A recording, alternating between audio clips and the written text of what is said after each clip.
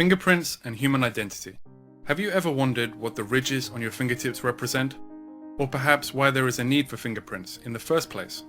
And why it is that an individual's signature is not considered as a sufficient method of identification on important documents?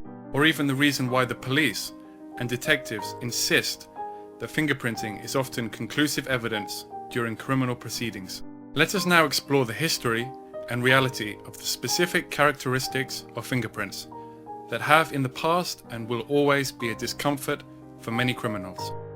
In 1823, the Polish anatomist Peckinje discovered the true significance of fingerprints, that the ridges embedded on the fingertip differ from person to person.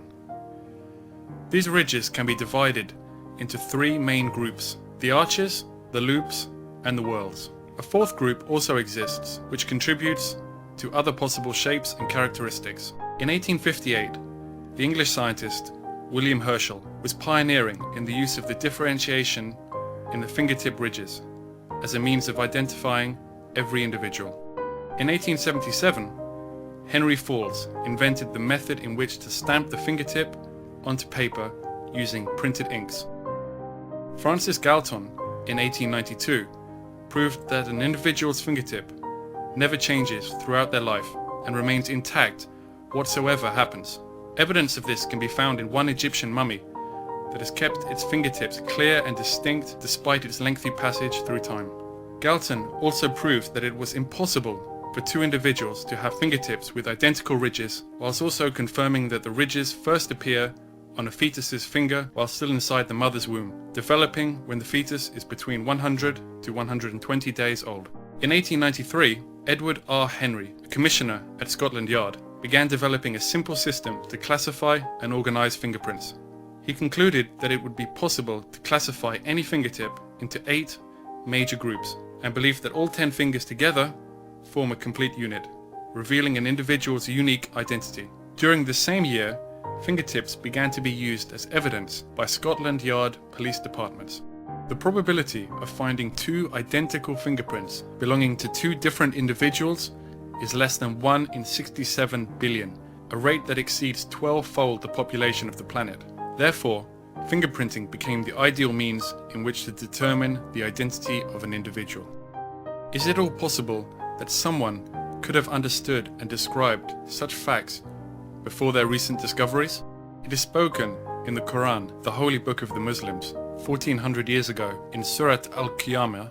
بسم الله الرحمن الرحيم لا أقسم بيوم القيامة ولا أقسم بالنفس اللوامة أيحسب الإنسان أن لن نجمع عظامه بلى قادرين على أن نسوي بنانه. I do call to witness the resurrection day, and I do call to witness the self-reproaching spirit. Eschew evil. Does man think that we cannot assemble his bones? Nay, we are able to put together in perfect order the very tips of his fingers. Banana, Al-Qiyamah, verses 1-4. This verse have often confused ancient interpreters, for Allah the Mighty used the gathering of the tiny fingertips as proof for the resurrection of the bones. Today, scientific facts have been developed to such a degree as to unravel the most accurate defining characteristics of the human identity, despite any event or accident that may have occurred during one's life to change his or her features. It is deserving of the one who is powerful enough to make such detailed lines and ridges specific to every individual to also be capable of resurrecting and gathering the bones on the resurrection day. Can you deny such a scientific wonder that expresses the power of the Creator, who describes in His holy book, "Soon will we show them our signs in the furthest regions of the earth, and in their own souls, until it becomes manifest to them that this is the truth. It is not enough that thy Lord doth witness all things."